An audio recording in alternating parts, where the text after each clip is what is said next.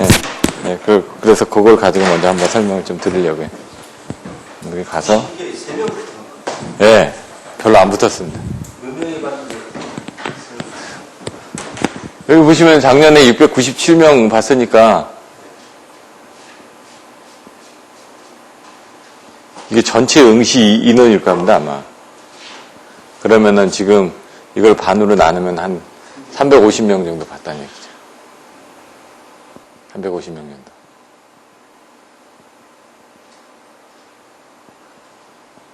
그 중에 3명이 한 1% 정도밖에 안 되죠. 그건 뭐냐면은 전체 합격자가 이만큼 되니까 이 다음에 많이 뽑겠다는 얘기입니다. 그래서 더 열심히 하시면 다음에 또 되실 수도 있죠. 저 진행해도 될까요? 네. 안녕하세요. 3월 24일 그 발송배정 기숙사 기본무관 과정을 시작하도록 하겠습니다. 잠시만요. 여기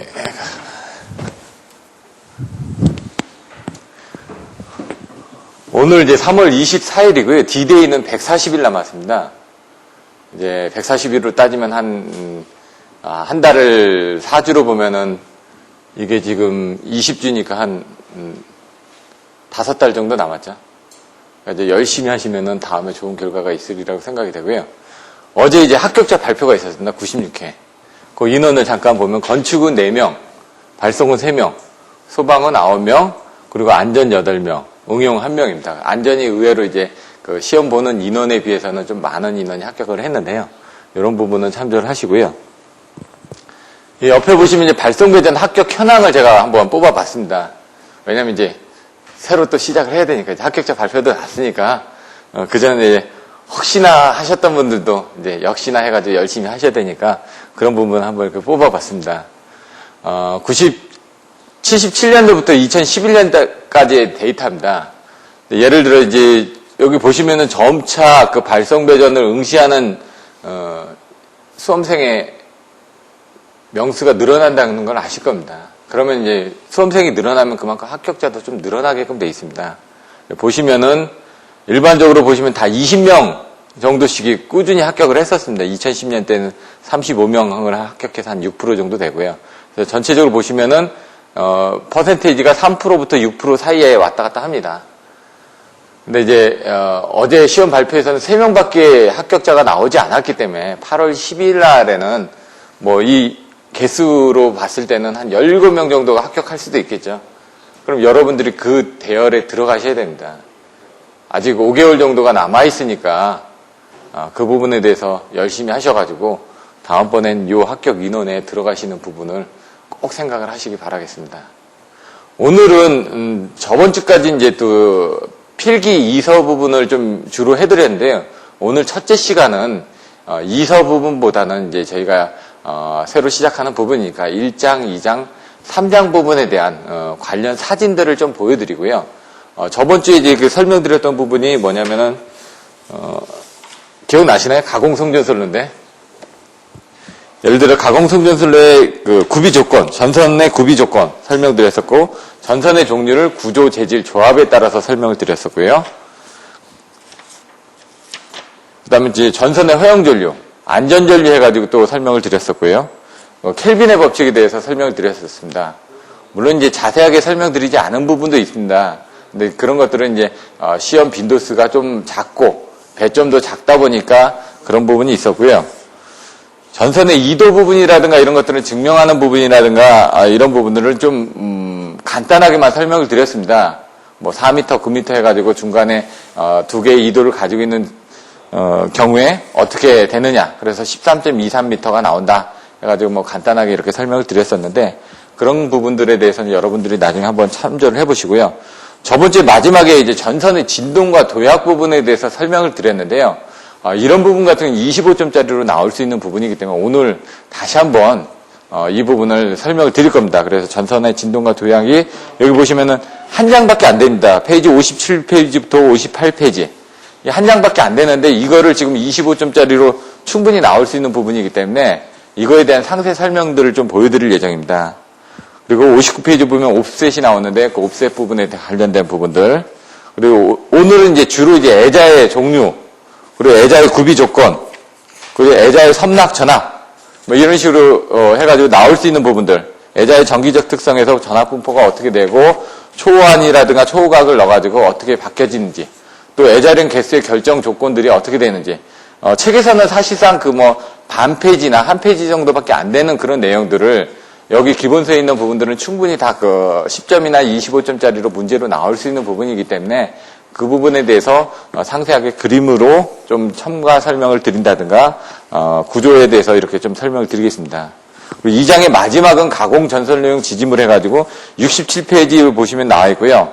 68페이지, 69페이지 해가지고 철탑에 대해서 분류를 해놨습니다. 성질상, 형태상, 구조상 이렇게 사용 목적상 이렇게 분류를 해놨는데 시험 부분에 대해서는 사용 목적에 의한 분류가 좀 많이 나옵니다. 하지만 여러분들이 이제 그 세 가지 구분 조건에 대해서는 알고 계셔야 되기 때문에 그런 부분을 간단하게 설명을 드릴 거고요.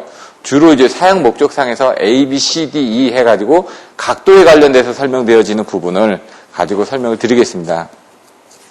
우리 이제 3장으로 넘어와서 이제 케이블 부분을 설명을 드릴 텐데요. 여러분들이 사실 여기도 이제 가공이나 한전에 계신 분들이 있기 때문에 많은 부분을 보셨을 겁니다. 근데 제가 오늘은 좀 이렇게 케이블을 가져와 봤습니다. 22900 ACSR 케이블이 어떻게 되는지. 여기 보시는 것처럼 꼬임이 틀려지거든요. 단선 부분에 대해서 중간에 N이 1일 때, N이 2일 때, 저번에 N이 1일 때는 6개, N이 2일 때는 12개라고 제가 말씀을 드렸습니다. 계산하는 식도 말씀을 드렸고요.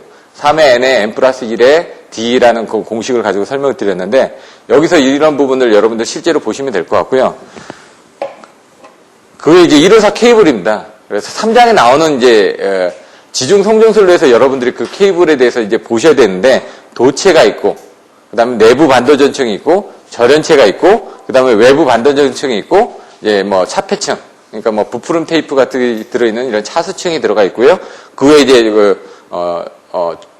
중성선이 들어가 있고 그 바깥에 이제 시스에 관련된 부분 알루미늄이라든가 그런 시스들이 들어가 있고 맨 바깥쪽에 이제 외피 부분 플라스틱이죠. CV, XLP 얘기하는, 폴리에틸렌 계열의, 아니면 가격 폴리에텐 계열의 이제 외피가 이렇게 구성이 되어 있습니다.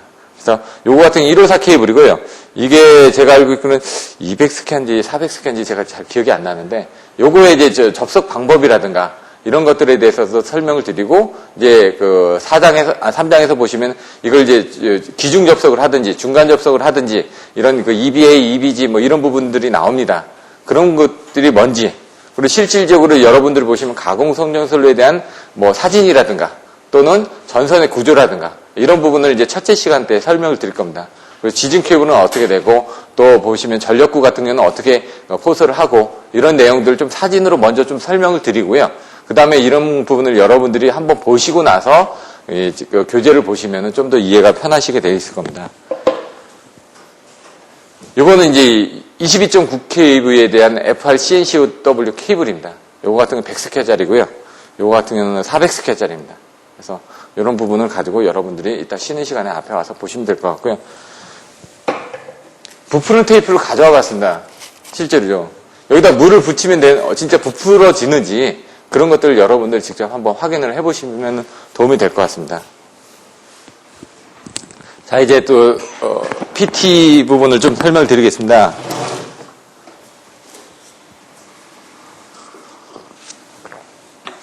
여러분도 나중에 8월 달에는 합격자가 될 수 있다는 부분을 한번 보시면 될 것 같고요.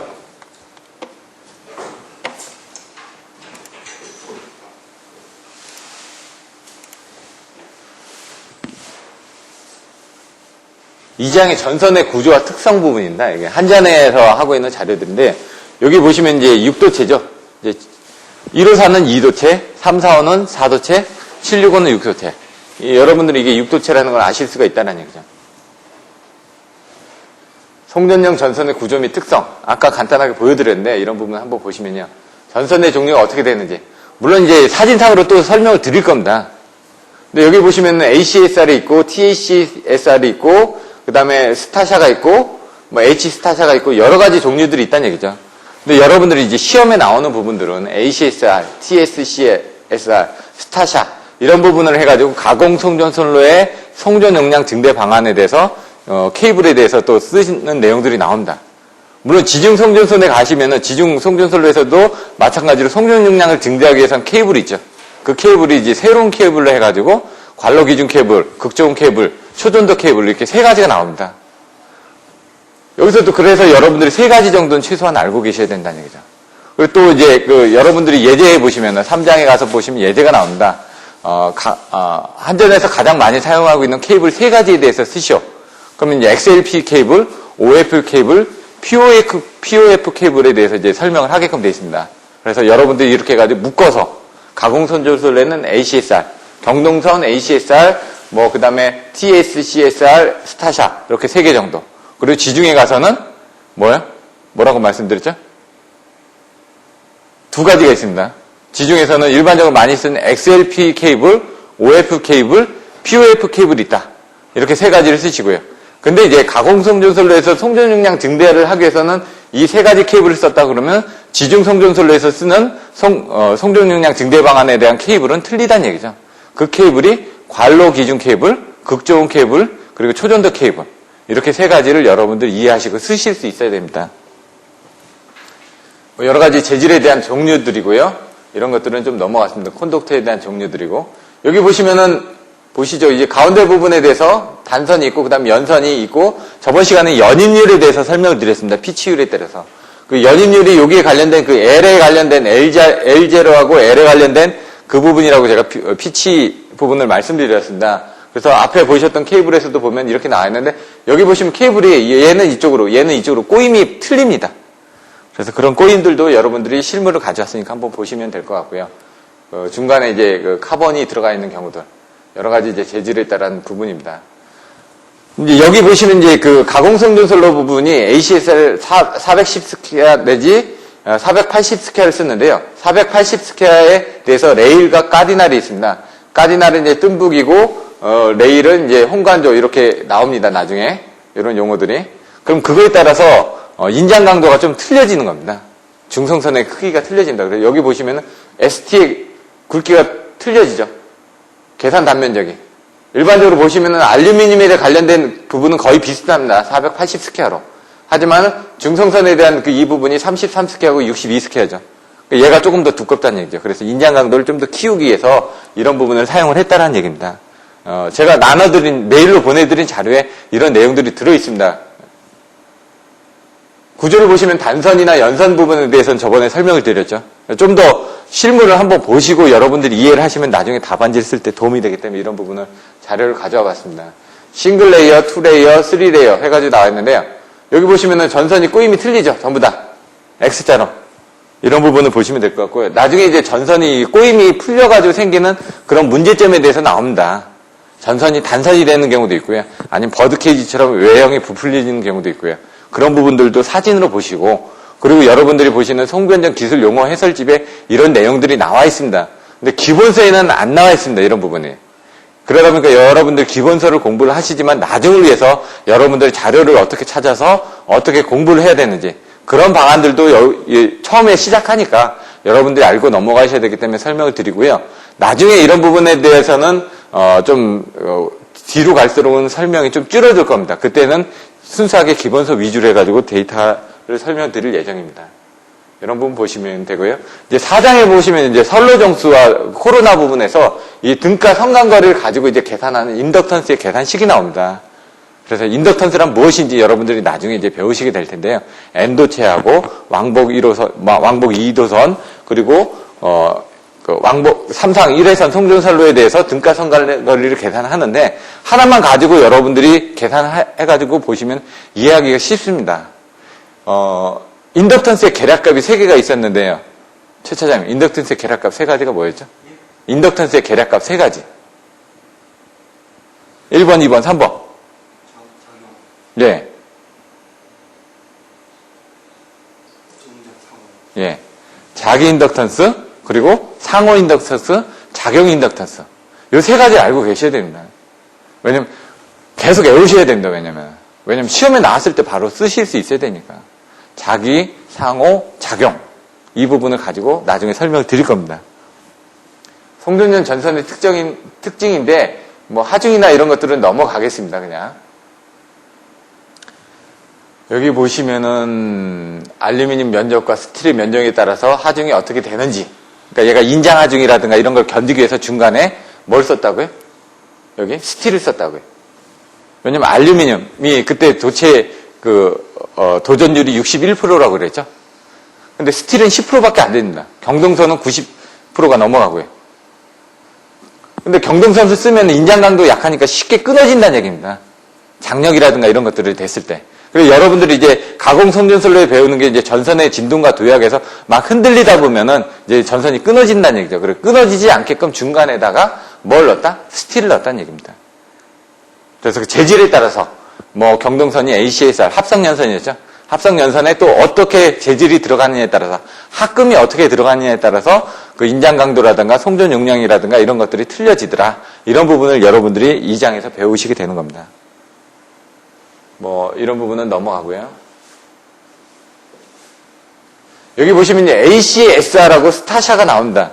앞에서 설명드렸을 때 뭐라고 그랬죠? 가공 송전술의 송전 용량이라고 증대 방안이라고 말씀드렸죠?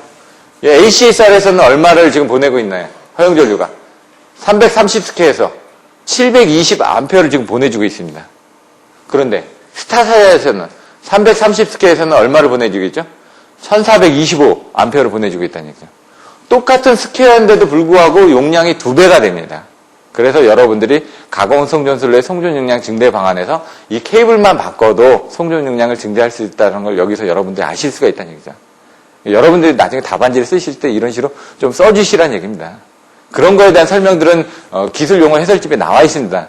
여러분들이 전체적으로 그걸 다 보실 수가 없기 때문에 제가 전체적인 내용을 한번 설명드리고 여러분들이 나중에 공부를 하실 때 어떤 자료를 보고 좀 더 공부를 해야 되는지 그런 방법을 안내를 해드립니다. 그런데 여기 이제 그 S가 이제 슈퍼라는 부분이고요. T는 이제 서멀, 그러니까 슈퍼 서멀이라는 얘기입니다.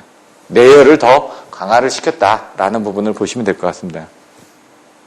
표준 규격들 나와 있으니까 나중에 한번 참조를 해서 보시면 됩니다. 97, 160, 240, 330, 440, 480R. R이 레일입니다. C는 카디날이고 이런 식으로 붙어서 이제 설명이 되어진다는 얘기죠. 이 두 개를 비교하라는 문제가 나올 수도 있습니다. 인장하중 뭐 이런 부분들이 있는데 이건 넘어가겠습니다. 인장하중이 왜 97이 큰지. 여기 보시면 이제 연선 구조가 꼬임이 어떻게 되는지 이런 부분 보여지고요. 꼬임 방향이 내층부터 SZ, SZ 이렇게 교대로 꼬임이 된다라는 부분이고요. 이런 것들은 꼬임 특성은 균등하게 이제 부담을 하기 위해서 또는 풀림 나지 비틀림을 방지하기 위해서라는 부분을 여러분들이 알고 계시면 될 것 같습니다. 연선 이제 연선과 긴선이 있습니다. 이제 그 부분에 대한 설명이 뒤에 좀 나옵니다. 여기서 넘어가고요. 연선할 때 S는 이렇게 Z 나왔던 이런 부분들도 한번 써주시라는 얘기죠. 잘 모르더라도. 이 버드 케이지입니다. 전선이 회전으로 일어나가지고 아까처럼 외층에 꼬이는 겁니다. 외층 소선이 꼬여가지고 이렇게 버드. 쇠장처럼 이렇게 꼬아졌다는 얘기죠. 그걸 버드 케이지라고 얘기를 합니다. 그래서 10점짜리로 나올 수가 있습니다. 그러면 여러분들이 이런 그림을 그려주시고요. 최외층 소선이 풀리다 보니까 안에 전선이 단선이 되는 경우도 생긴다는 얘기죠. 그런 거를 이제 브레이킹 다운이라고 얘기를 한다. 다 10점짜리로 나올 수 있는 문제들이니까 이제 회전 방지용으로 하기 위해서 연선을 하기 위한 장비들이 뭐가 있다 이런 것들은 나중에 이제 그 성전 기술 용어 해설집을 보면 나와 있으니까 참조를 하시면 될 것 같습니다.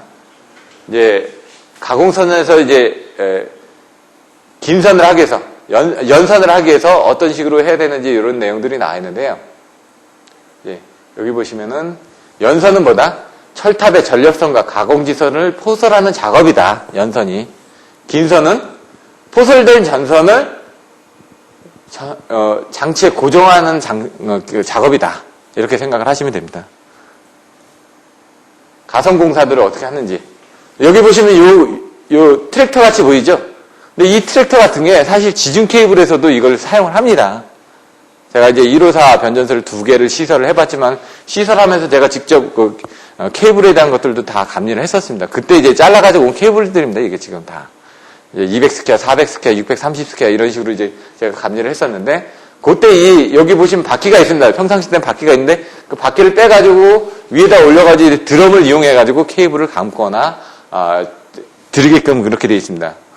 근데 가공선 같은 경우는 이렇게 케이블을 길게 감아 올 수 있는데, 지중 케이블 같은 경우는 한 드럼당 케이블을 감는 거리가 한정이 되어 있습니다. 150에서 200m라고 책에는 나와 있는데요. 통상 한 300에서 한 400m 정도 단위로 해가지고 케이블을 감아가지고 옵니다. 그럼 해저 케이블은 어떡하냐? 우리나라 지금 해저 케이블이 몇 킬로미터 정도가 되죠? 100km가 넘습니다. 지금 또 진도에서 지금 제주도까지 연결되는 케이블도 지금 한 105km가 넘거든요. 그런 것들은 어떡하냐? 이따가 이제 사진으로 보고 제가 설명드리겠습니다. 그래서 그런 케이블들은 한 번에 다 감아야 됩니다. 한 번에 다 감아가지고 어디다 실느냐? 배에다 실어야죠. 근데 이제 저희가 처음에 시설했던 부분에 대해서는 배에서 케이블을 만들어가지고 내려가면서 이렇게 포설을 했던 그런 케이스도 있고요. 아니면 배에다 케이블을 다 실어가지고 거기서 이제 케이블을 천천히 내려가면서 이제 포설하는 방법들도 있고요. 그래서 그런 부분은 사진으로 설명을 드리겠습니다. 파일럿 와이어는 이제 나중에 이제 송변전 보호 방식에서 이제 설명이 나올 겁니다. 나중에 가공기선, 전력선 해가지고 이게 나와 있는데, 이 옵셋 부분들 또 설명을 드릴 겁니다. 왜? 전선에 제가 그 진동과 도약에서 저번에 미풍 진동을 설명을 드렸고요. 갤러핑은 설명을 안 드렸습니다. 슬리트 점프만 설명을 드렸죠. 오늘은 그 부분을 다시 한번 정리를 해서 설명을 드릴 겁니다. 헬기로 이렇게 하는 경우도 있다고 합니다. 끄는 방법들, 그리고 환경장애들이 어떻게 일어나는지, 나중에 풍소음, 코로나 소음들이 나타납니다. 그럼 765 같은 경우는 이게 복도체다 보니까 복도체 사이에서 이게 흔들리면서 소음이 발생됩니다. 그 소음을 줄여주기 위해서 전선에다 이렇게 스파이럴 레일이라고 해가지고 전선을 꼽니다. 꽈배기처럼.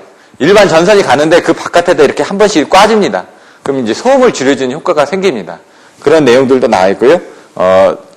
사진들도 보여드리고 자료들도 보여드릴 예정입니다. 이게 풍소음들이 어떻게 되는지, 저감 대책이 어떻게 되는지. 이게 이제 스파이럴 로드입니다. 일반 전선에다 어떻게 해요? 이런 식으로 꼬였죠. 여기도 보면 이렇게 꼬아놨죠. 그러면은 전선에 대한 풍소음을 줄여줄 수 있더라. 근데 이건 기존 선로의 경우, 기존 선로에 대해서 풍소음을 줄여주기 위해서는 어쩔 수 없이 저렇게 시설을 해야 되지만, 신설 선로 같은 경우는 아예 풍소음이 적은 그런 전설을 깔으면 된다는 얘기입니다. 765 쪽 가게 되면 여러 가지 문제점들이 많이 대두가 됩니다. 그래서 여러분들이 이런 것들도 알고 계셔야 되지만, 나중에 혹시 면접에 가서, 아니면 지금 가공을 하시니까 면접에 가서 이런 부분은 물어보실 거 아닙니까? 내가 했던 그런 부분에 대해서. 풍소음에 대한 크기들이 얼마나 감소할 수 있는지. 미풍진동 저번에 설명드렸죠? 칼만 아르라고 그랬죠? 그래서 전선이 있으면 전선의 주위로 이렇게 바람이 흐르다 보니까 그 뒤에서 와류가 생긴다고 그랬죠? 그 칼만 아르 해가지고 여기서 교번력이 작용을 해가지고 전선이 위아래로 흔들리는 게 바로 미풍진동이다. 근데 풍속은 얼마다? 1에서 7m. 높은 진동수와 낮은 진폭으로 진동을 한다. 단도체 송전선로에서 많이 발생한다. 그런데 다도체 송전선로의 경우에는 미풍진동이 간성한다. 그래서 여러분들이 진동 감소 대책에 대해서 복도체가 들어가는 겁니다. 왜? 면적이 적어지니까.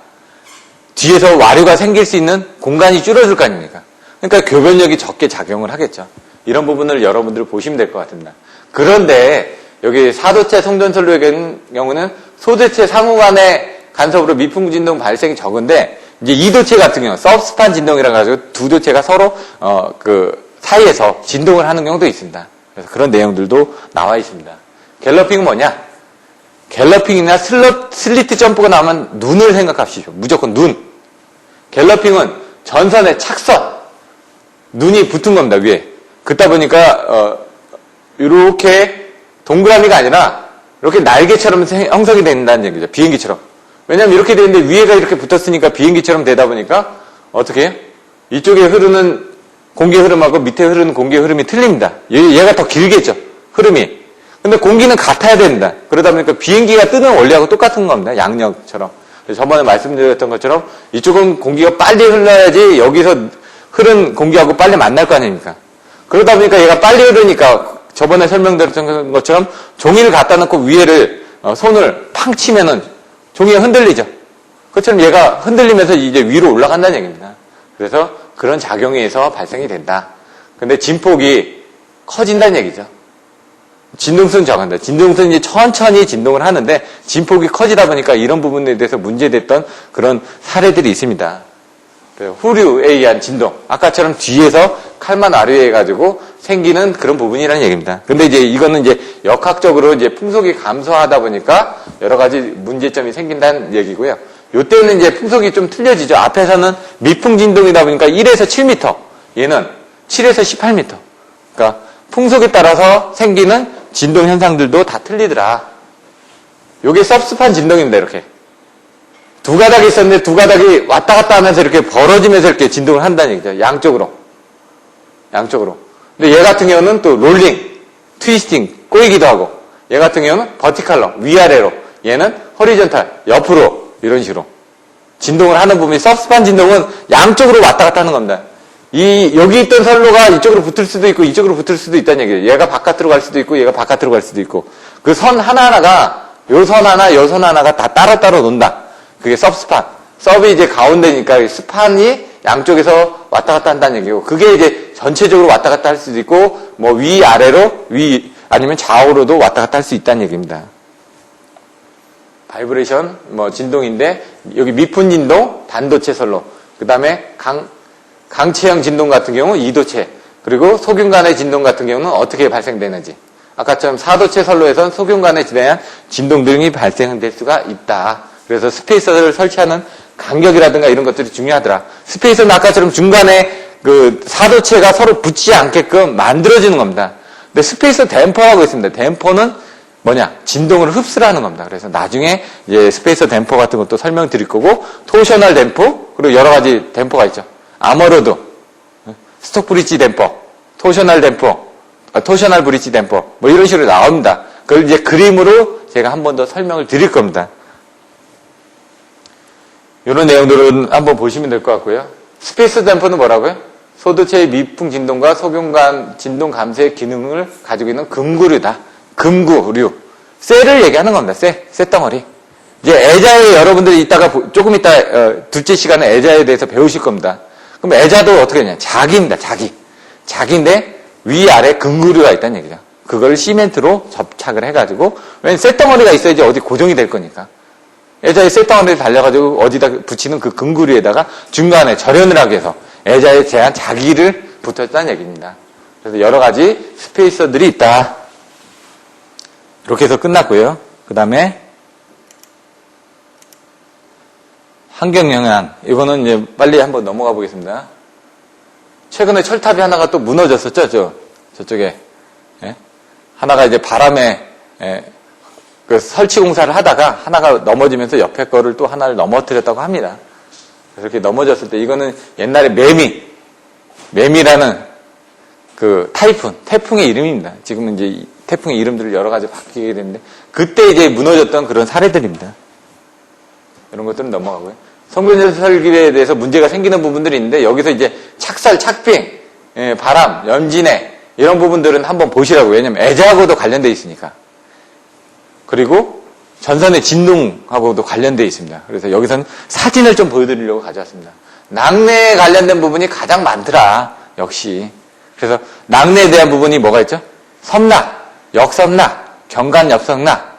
여기서는 나와 있지는 않지만 여러분들이 요 진동과 도약에서 딱 옵셋이 나오면은 바로 이게 나와야 됩니다. 그래서 그런 부분이 또 설명이 되어 있습니다. 태풍 같은 경우 이런 거다. 근데 태풍은 뭐라고요? 17m 이상의 열대성 적이야. 아까 어떻게 됐죠? 밑에 1에서 7m, 7에서 18m였죠? 진동 부분이. 그 17m 이상은 태풍이라는 얘기입니다.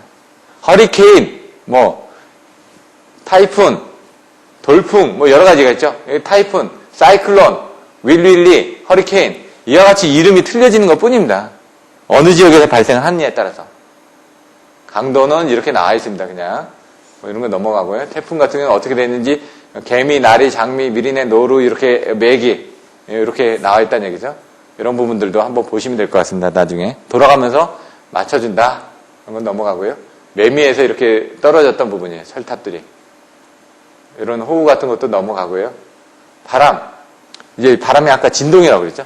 그 진동에서 보여지는 부분이 뭐라고요? 전선의 진동에서는 미풍 진동, 후류 진동, 갤러핑, 이런 부분이 있을 텐데, 대부분 시험에 나오는 게 이게 미풍 진동하고 갤러핑 정도가 나오고요. 그 외에 나올 수 있는 부분이 소균간 진동 정도가 또 나올 수도 있겠죠.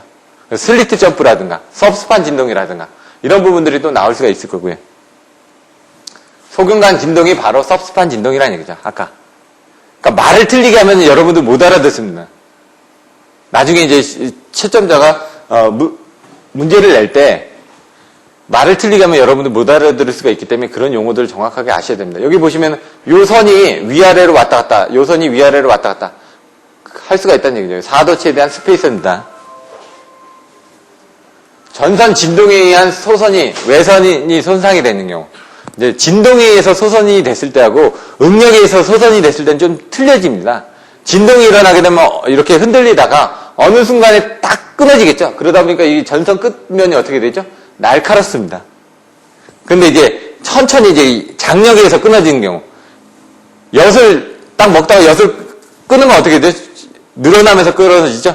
그러니까 엿 같은 게 끊어질 때는 이런 식으로 이제 길게 끊어집니다. 이렇게. 늘어나니까. 얘도 늘어나면서 끊어지면 그런 식으로 끊어질 텐데, 진동에 의해서 끊어지면 순간적으로 가다가 탁 끊어지니까, 이런 단면 같은 게 탁 끊어질 겁니다. 그래서 여러분들이 나중에 이제, 사고 같은 거 났을 때도 이런, 보면은 그런 것들을, 원리를 좀 이해를 하시면 이게 어떤 원인에서 사고가 났는지 유추를 하실 수가 있습니다. 그런 것들도 하나의 기법이 될 거고요. 트위스팅, 키싱 해가지고 이제 동영상으로 돼 있는데 여기서는 생략을 하고요. 낙내 같은 거 어떻게 되는지. 나중에 이제 낙내 부분이 또 여러분들 시험 문제에 나옵니다. 그래서 AW 이론이라든가 아니면 이런 반구체법에 대한 그 설명을 하실 때 이런 그림들 같은 걸 하나 네온과 대지상의 플러스 마이너스 전하가 어떻게 되는지 네온의 마이너스 여기가 플러스고 마이너스고 이게 마이너스인가요? 제가 헷갈리는데 그때 이제 전위 부분이 거꾸로 이렇게 가는데 전류는 이렇게 가더라. 전위하고 전류의 방향이 틀리더라. 이런 부분을 여러분들이 알고 계셔야 됩니다. 낙내 부분이 있고요. 이런 것들은 넘어가겠습니다. 가공지선 같은 게 탈락됐을 때 이게 뭘까요? 예? 만성씨 이게 뭘까요? 예? 풍선 같은 게? 최 차장님? 이게 뭘까요? 예, 항공장애등입니다. 저도 처음에 이게 지나다니면서 뭘까 하고 이제 궁금해가지고 사진 찍어가지고 막 물어봤었죠. 이게 항공장애등. 왜냐면 철탑이 60m가 넘어가는 경우. 헬기가 지나가다가 막 떨어지지 않습니까? 산불 같은 거 하러 갔다가 밤에 가거나 아니면 바람이 불거나 그러면 헬기 같은 거 많이 떨어집니다. 사실상 우리나라도. 잘 몰라서 그렇지. 그래서 그런 것들을 방지하기 위해서 항공장애등을 설치해 놓은 겁니다. 아파트 같은 거 보시면 몇 층마다 이렇게 보시면 중간에 하나 달려있고 위에 달려있죠. 깜빡깜빡거리죠. 그거 대신에 여기서는 깜빡깜빡거리는 거를 이쪽에다 전선에다 못 달지 않습니까? 가공지선에다. 그래서 이런 항공장애등을 장애구를 달아가지고 식별이 가능하게끔 하고요. 경우에 따라서는 철탑에다 색깔을 틀리게 해가지고 흰색, 주황색 해가지고 교차 색깔을 함으로 인해가지고 멀리서도 식인성이 좋게끔 그렇게 하는 경우도 있습니다. 애자 같은 건 이따가 설명을 드릴 텐데 애자가 여기 금구가 있고 밑에 금구가 있습니다. 그리고 여기 이제 자기 성분을 해가지고 돼 있는데, 애자 같은 경우는 이제 절연체의 정기적인 절연 길이를 길게끔 하기 위해서 우산 모양을 하고 있습니다. 그리고 밑에는 어떻게 되죠? 여기 보시면 주름이 같이 있죠. 실제 거리는 여기하고 여기 거리지만 실제로는 정기적으로 할 때는 요 표면을 따라가지고 이렇게 해야 되니까 정기적인 거리는 길어지는 겁니다, 애자는. 그래서 핀애자, 현수애자, 장간애자, 그리고 뭐가 있죠? 지지애자. 그리고 또 한다 하면 내염, 내무애자 이런 식으로 나옵니다. 그래서 여러분들 조금 이따 배울 때 핀현, 장지 이렇게 외우셔가지고 답안을 써주실 수 있어야 됩니다. 그럼 핀애자는 어떻게 되고 현수애자는 어떻게 되고 장간애자는 어떻게 되고 지지애자는 뭐냐? 여러분들이 이제 그 다음에 그런 내용을 써주시려면 핀현, 장지라는 키워드가 안 나오면은 답안을 못 써준다는 얘기입니다. 장간애자는 뭐냐? 이게 긴 겁니다. 길이가. 대신 이제 길이가 길다 보니까 절연은 잘 되겠지만 약해지겠죠? 이런 내용을 또 보실 수가 있고요. 요건 지금 낙내가 쳐가지고 얘가 지금 절연이 파괴되면서 다 빠진 겁니다. 이제 나중에 보시면 이제 볼소켓형, 크레비스형 해가지고 요 타입에 따라서 어떻게 되는지 이런 부분을 보실 수 있게 된다는 얘기죠. 이렇게 사진 한번 보시면 나중에 2장 가공성전설에 대한 문제가 나오시면 여러분들 그림 그리고 쓰시는데 좀 도움이 되니까 오늘은 좀 이런 시간을 만들어 봤습니다. 낙내에 대해서 섬락이 뭐라고요? 플래시 오버. 공기 중에 절연이 파괴돼가지고 다른 쪽으로 파괴가 되는 거죠. 그 플래시 오버가 나는 부분인데 역삼락은 뭐라고요? 가공지선에서, 이따가 간단하게 다시 설명드리겠지만, 가공지선에서 섬락이 치는 겁니다. 철탑이나. 근데 그게 가공지선의 철탑에 접지가 돼 있으니까 땅으로 빠져나가야 되는데, 땅으로 빠져나가지 못하고 다시 전선로로 애자를 통해서 거꾸로 넘어간다 이거죠, 섬락이. 그래서 거꾸로 넘어간다 해서 역선락이 되는 겁니다. 경간 역선락은 선과 선 사이에서 역선락이 일어난다, 거꾸로 넘어간다. 이렇게 보시면 됩니다. 그럼 역선락을 방지하기 위해서는 어떻게 할까요? 철탑의 접지정이 커서 넘어갔으니까 철탑의 접지정을 낮춰줘야 되겠죠. 그래서 매설지선이라든가 침상 접지봉을 이용해가지고 그 철탑의 접지정을 저감을 시켜주는 겁니다. 옛날에 보면은 해안가 같은 경우는 염분이 많아가지고 아니면 여러분들 변전소 공사를 하거나 그러면 접지장치를 낮추기 위해서 한전에서 계산하게 되면 뭐 2옴 이하로 낮춰라 이렇게 나오거든요. 그럼 뭐 변 같은 거, 인분 같은 걸 막 갖다 집어넣습니다. 그러면 순간적으로 접지장이 잘 나옵니다.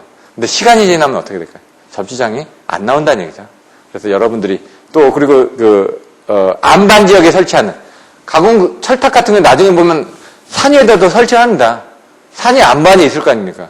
그런 쪽에 설치를 하다 보면 접지장이 잘 안 나옵니다. 그런 경우는 이제 접지장 저감제들이 여러 가지 나와 있습니다. 그래서 침상 접지봉을 깔고 거기다 접지장 저감제들을 묻어가지고 접지장을 낮춰주고 또 뭐 요즘 보면은 접지장을 저감하기 위한 인위적인 저감 장치들이 많이 있습니다. 뭐 엑사이티라든가 이런 접지들도 나와가지고 중간에다가 봉을 박습니다. 봉을 박아놓고 거기다 접지장 저감제를 넣어가지고 계속 그 접지장을 저감할 수 있게끔 내부적으로 화학작용에 의해서 하는 그런 방법들도 나와 있습니다. 착비행, 이것들을 한번 좀 보시겠습니다. 간단하게. 이런 것들은 넘어가고요. 변전소의 착설이 이만큼 된다고 합니다. 이제 나중에 4월 7일 날 지금 변전소 견학 부분에 대해서 얘기가 나왔는데 아직 아무도 답변이 없으셔가지고 그건 한번 제가 얘기를 들어보고 4월 7일 날 같은 경우는 한번 변전소 견학, 탈당 수료가고 동서울 변전소를 견학을 할 예정입니다. 그래서 만약 좀 참석하시는 분이 있다 그러면 그때는 좀 수업을 한 번 정도는 빠지고 그 견학의 오히려 더 날 수가 있습니다. 왜냐면 여러분 장기적인 부분에 대해서. 왜냐면 여기 한전에 근무하신 분들은 쉽게 가서 보실 수가 있지만 그렇지 않은 분들은 한 번 가서 보는 게 오래 남습니다. 제가 머릿속에 오래 남아있는 것들이 저는 실무적으로 이런 부분들 다 했습니다. 뭐 유전정접 테스트도 제가 다 해봤고 부분방전도 다 해보고 전력구도 들어가보고 케이블도 제가 다 퍼스를 해보고 그 다음에 변전소 지어보고 다 해봤으니까 이제 발성배전에 나오는 웬만한 것들은 제가 다 해봤기 때문에 제 머릿속에는 오래 남아있다는 얘기죠. 여러분들도 그러려면은 직접 한번 보시는 게 낫기 때문에 나중에 그런 부분을 한번 보실 수 있는 기회를 만들어 보도록 하겠습니다. 이렇게도 전선이 착설이 되는 경우도 있다고 합니다. 이렇게. 꼭 회오리처럼 보여지죠? 착비. 아까 슬리트 점프에서 뭐였죠? 슬리트가? 눈이라는 얘기입니다, 눈이. 슬리트나 갤러핑이 나오면 항상 눈을 생각하시라는 얘기입니다, 눈. 착비. 몇 센치죠? 한 14cm 정도가 착빙이 됐다는 얘기를 합니다. 착선. 눈이 쌓였다가 이제 슬리트 점프는 이 눈이 녹으면서 하중이 줄어드니까 얘가 순간적으로 튀어오르겠죠? 그래서 슬리트 점프는 순간적으로 튀어오르는 겁니다. 그 부분이 뒤에 나와 있습니다. 착설이 돼 있는데 ABC가 여기서 보시면은 슬리트 점프를 자세히 보시면 이렇게 해가지고 떨어지면서 얘가 올라간다는 얘기죠. 올라가면서 플래시 오버가 일어난다. 이런 내용들이 나와 있습니다. 여기가 아니었었나? 전선이 탈락하면서 이렇게 점프가 일어난다. 지금 보시는 것처럼. 슬리트 점프가 바로 그겁니다. 얼음 폭풍들이 있는데 이런 것들은 가끔 인터넷에서 이렇게 나오더라고요. 우박이니. 자, 애자가 이렇게 됐다는 얘기죠. 애자가. 이건 현수애자입니다. 왜냐면 여러 개를 달았으니까. 나중에 애자의 여러 가지 그 정기적 특성에 대해서 설명을 드릴 겁니다. 현수애자는 몇 개를 달습니다. 22,900원 현수애자 몇 개를 달죠? 최 대리님? 최 차장님? 22,900원 현수애자를 몇 개를 달죠? 예? 앞에 이렇게 이따 밖에 나가면서 한번 보십시오. 2개를 답니다. 예? 많이 달면 많이 달수록 안 좋으니까. 22,900인데 사실상은 저희들이 가공지선을 써가지고 그 직접 접지를 사용하다 보니까 다중 접지를 사용하다 보니까 상전압에 걸리기 때문에 2개만 걸으셔도 됩니다. 근데 이제 그 66kV로 가면 말씀하신 것처럼 6개 정도 걸고요. 그 다음에 1호 4축에 가면 한 8개에서 한 13개. 그리고 3, 4, 5축에 가면은 한 18개에서 23개. 그러니까 1호선은 한 10개, 3호선은 한 20개 정도를 보시면 됩니다. 보통 9개에서 11개 정도를 답니다. 저는 지나가면서 세봤습니다. 막 이렇게. 눈 아프게 이렇게 애자가 몇 개 달렸네 이렇게도 세봤거든요. 그러니까 여러분들이 그렇게 한번 하시면 오래 머릿속에 남는다는 얘기입니다. 자꾸. 반복을 하셔야죠. 현수회가 다 달렸는데 정기적인 거리는 어떻게 된다고요? 이렇게 해가지고 이렇게 주름을 해가지고 정기적인 거리가 되는데 이 애자 때문에 애자에 고드름이 달리다 보니까 여기하고 여기 사이가 지금 쇼트가 나죠? 그러니까 정기적 거리가 자꾸 준다는 얘기죠. 왜냐면 우리는 이렇게 해가지고 정기적 거리가 이렇게 길게 돼 있는데 이렇게 되면 이렇게 일자로 되지 않습니까? 그러니까 정기적인 거리가 주니까 정전율량이 줄어들게 돼가지고 나중에 섬나기 일어나겠죠. 그래서 그런 부분을 얘기를 한 겁니다. 그래서 나중에 섬나기 같은데 이제 여러분들이 설명하실 때 이런 것들도 조금 더 써주시면 되고요. 전선의 늘어진 부분. 보면은 전선의 착설 또는 착빙동으로 인해가지고 전선이 늘어지는 부분. 이렇게 떨어진다는 얘기예요. 무거워지니까. 전선이 늘어짐. 갤러핑 같은 경우는 아까처럼 뭐라고요? 비대칭성. 빙설이 날개에 같이 작용하므로 상호작용으로 전선이 계속 저주파로 진동하는 현상. 수십 센치에서 수십 미터. 이 전동의 미풍 진동의 폭이라든가 이런 것들은 책에 나와 있습니다. 수치로. 뭐 0.5에서 2m 정도를 2배 정도를 뭐 3m에서 10m 정도 이렇게 왔다 갔다 한다. 이런 내용들이 나와 있습니다. 갤러핑 발생 현황을 자세히 보시면 여기 어떻게 되죠? 이렇게 보이시나요? 갤러핑 시뮬레이션입니다. 이렇게 왔다 갔다 하면서 나중에 어떻게 된다? 부딪히는 경우가 생긴다. 부딪히면은 어떻게 되죠? 섬나기 일어나겠죠? 경관역선나기. 이런 식이 있다라는 부분입니다. 실제로 일어났던 사례들을 이제 동영상으로 찍어놨던 거고요. 갤러핑이 일어나는 원인들에 대해서 설명을 해놓은 겁니다. 이제 전선의 진동과 도약에서 진동에 대한 방지 대책에서 아톡스, 베토 이렇게 외웁니다. 한 5가지에서 6가지. 아가 뭐? 아머로드, 아톡, 스톡브리지 댐퍼, 스페이스 댐퍼, 베이트 댐퍼, 토셔널 댐퍼, 토셔널 브리지 댐퍼 이런 식으로 해가지고 나옵니다. 아머러드가 뭐냐면 전선을 이제 더 지지를 해주는 겁니다. 왜냐면 장력을 좀 더 건지게끔 하기 위해서. 근데 나중에 보시면 이게 진동 부분에 대해서는 케이블에 대해서는 인장 하중이 딱 정해져 있습니다. 왜요? 케이블의 재질이 있으니까 얘가 견딜 수 있는 인장 하중이 딱 정해져 있다는 얘기죠. 하중 부분이 무게가 있으니까. 그리고 어떻게 될까요? 경관도 정해져 있죠. 그럼 진동을 하기 위해서는 뭐냐? 무게 부분에 대해서 진동하는 부분이 고유 진동 주파수하고 맞아 떨어진다. 저희가 이거 흔들다 보면 무게가 무거우면 좀 더 흔들기 힘들겠죠. 여러분들 보시면 여기다 그래서 무게를 틀려주기 위해서 이 끝에 뭐죠? 여기 끝에 토셔널 점프를 달아주지 않습니까? 무게를 통해 가지고 진동을 흡수하기 위해서. 끝에서 진동도 흡수하지만 무게를 달으니까 뭔가 달았으니까 무게가 틀려질 거 아닙니까? 그거에서 진동도 흡수를 할 수가 있다. 상간 스페이서 아머로드도 달고 상간 스페이서도 달고 이런 것들을 갤러핑을 방지하기 위해서 여기 상간 스페이서입니다. 이제 교락편이라고도 얘기를 하죠. 이런 것들도 처음에 저가 뭔지 몰랐습니다. 근데 여기서 지금 고속도로에 가시다 보면 이런 것들이 보입니다.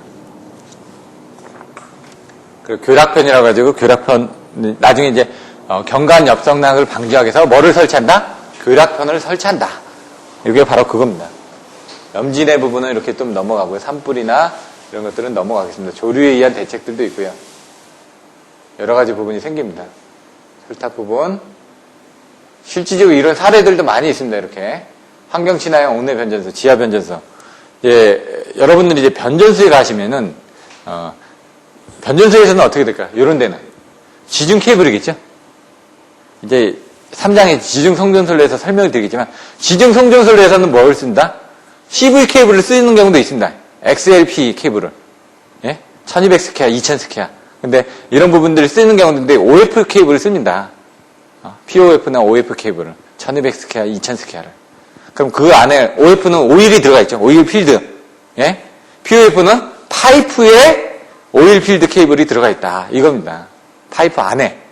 그러다 보니까 이제 구조가 틀립니다. 이따가 설명을 드리겠지만. 그런 경우에는 중간에 그 압을 조정을 해주기 위한 PT, 프레셔 탱크가 있습니다. 그 프레셔 탱크의 부분에 대해서 이따가 간단하게 설명을 드리겠습니다. 이렇게 설명이 되어졌고요.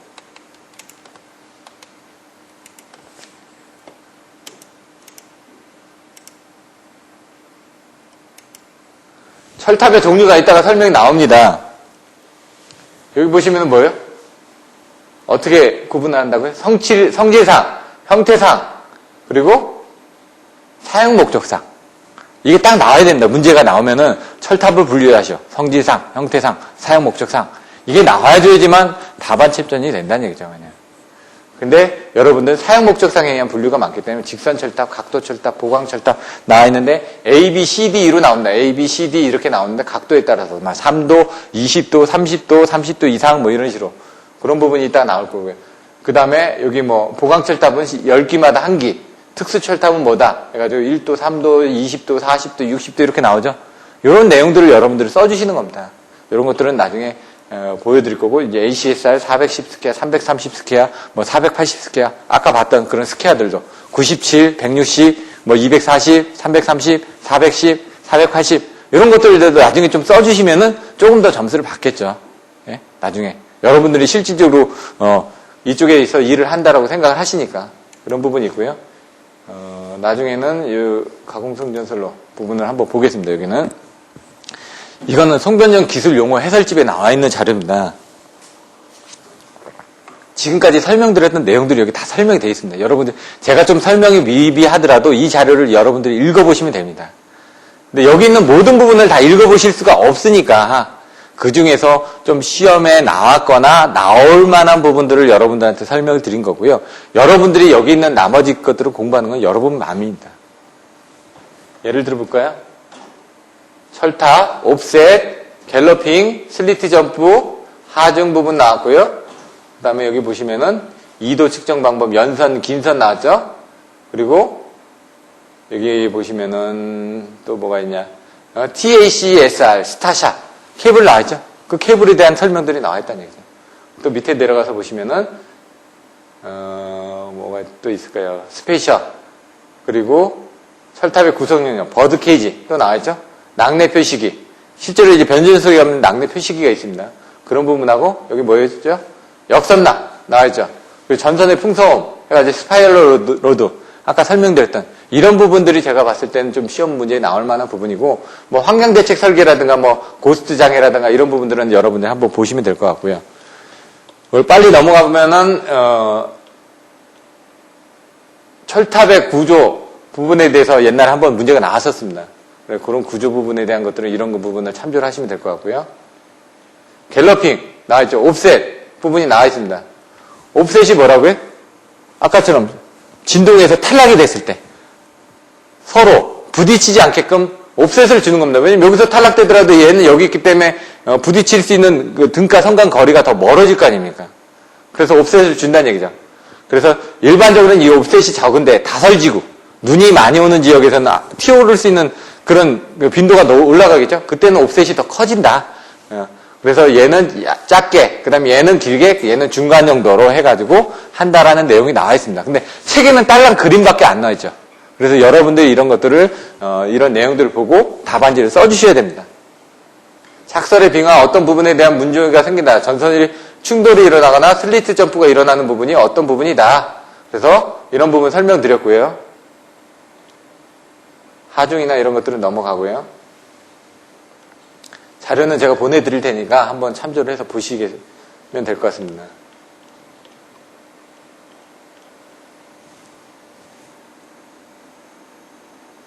이런 것들은 넘어가고, 스타샷. 아까 제가 가공성존슬로의 송존용량 증대 방안으로 ACSR이나 스타샷이나 ACSR이나 스타샷 케이블을 쓴다고 그랬죠? 스타샷 케이블은 여기 보시면은 뭐라고요? 조류 증가로 인한 선로 용량이 부족할 경우 기존 송전선로의 용량 증대 방향으로 스타샷 케이블이 개발됐다. 근데 여기는 뭐라고요? 알루미늄의 내열성을 향상시키기 위해서 지르코늄을 첨가. 아까 온도라고 그랬죠? 제가. 그래서 여러분들 2장에 보시면 전선의 허용전류, 안전전류 부분이 나와 있지 않습니까? 이게 바로 용량하고 관련돼 있다는 얘기죠. 변압기도 OA, FA가 다 용량이죠. 팬을 돌려가지고 온도를 낮춰줌으로 해가지고 용량을 키워준다는 얘기입니다. 허용온도는 몇 도? 210도입니다. 일반 CV 케이블 같은 연속 허용전류는 90도, 단시간 허용전류는 100도에서 130도인데 얘는 어떻게 해요? 연속 허용전류가 210도니까 순시 허용전류는 240도니까 훨씬 견딜 수 있는 부분이 크지 않습니까? 그래서 얼마나? ACSR보다 약 2배를 증가시킬 수 있다. 아까 여기 700A인데 여기 1400A 보이시죠? 근데 가격이 문제란 얘기죠. 2도 같은 것도 이런 것도 억제되고 뭐 하는데 여기 보시면은 손실이 약 1.8% 정도 증가한다고 돼 있습니다. 크지는 않다는 얘기죠. 근데 전선 가격이 3배에서 7배 정도로 고가다. 근데 어쩔 수가 없죠. 왜냐면 송전 용량을 증가를 시키려는데 철탑을 다시 또 깔을 수는 없지 않습니까? 전압을 올리고. 송전 용량을 증대하기 위한 가장 큰 방법은 전압을 올리면 됩니다. 용량이 올라가죠. 근데 이제 전압을 올리려면 철탑도 새로 시설을 해야 되고 철탑 크기도 커져야 되겠죠.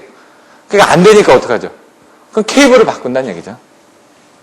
이번에도 그 철탑이 무너진 것도 용량 증설 때문에 옆에 철탑을 세우다가 그 바람 때문에 바람이 많이 불다 보니까 그때 무너졌습니다. 이런 내용들이 나와 있고요.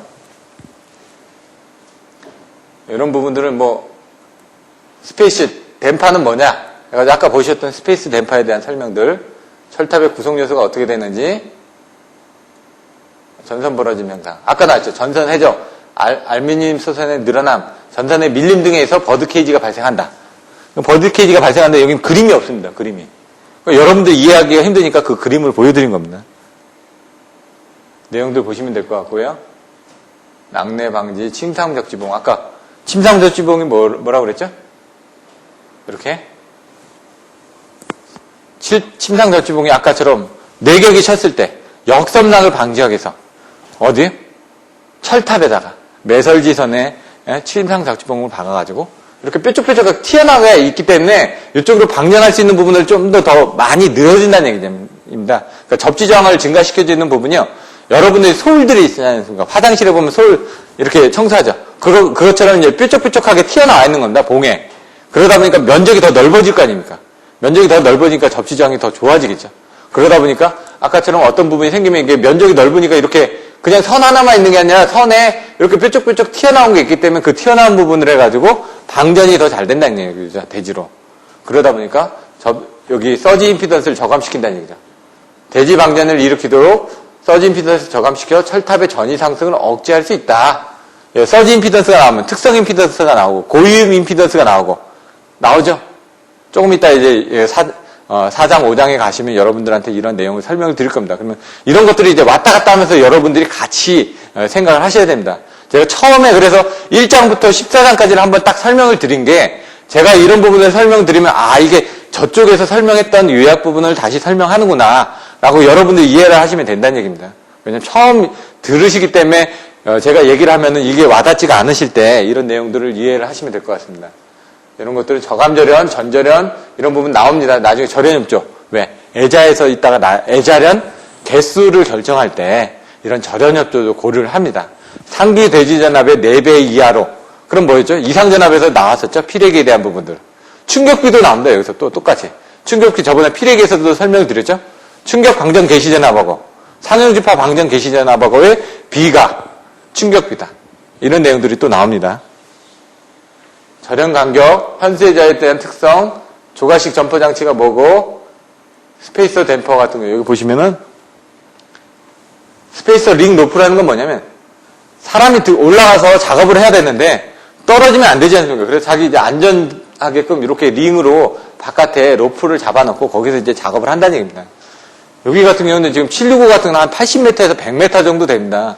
80m에서 100m면 몇 층일까요? 50층, 60층입니다, 아마. 예? 그런데 올라와서 작업한다고 생각해 보십시오. 이렇게. 안전적인 부분을 단다. 뭐, 애자를 검출하는 방법, 뭐, 폴리머 애자가 뭐고, 역삼락이 뭐다. 이렇게 나와 있습니다. 역삼락에 대한 전위 계산하는 방법들 나와 있는데, 여러분들이 이런 부분들은 나중에 보시면 될 것 같고. 풍소음 나왔죠, 아까? 그림에서. 스파이럴 로드가 뭔지는 아시겠죠, 이제? 이렇게 보시면 꼬은 거. 풍소음을 저감하기 위해서. 전선에다 이렇게 꽈배기처럼 꽈졌다. 그럼 나중에 이런 부분이 나오면 그림을 그려주셔야 되는 거죠. 이게 10점짜리로 나오면 그냥 알고 있으면 쓰는데 모르고 있으면 못 쓰는 겁니다. 이런 부분 보시면 될 것 같고요. 가공성전설로는. 지중성전설로 부분도 조금 설명드리고, 잠깐 쉬었다가 지중성전설로 부분도 전체적인 걸 한번 설명을 좀 드리겠습니다. 잠깐 쉬시죠.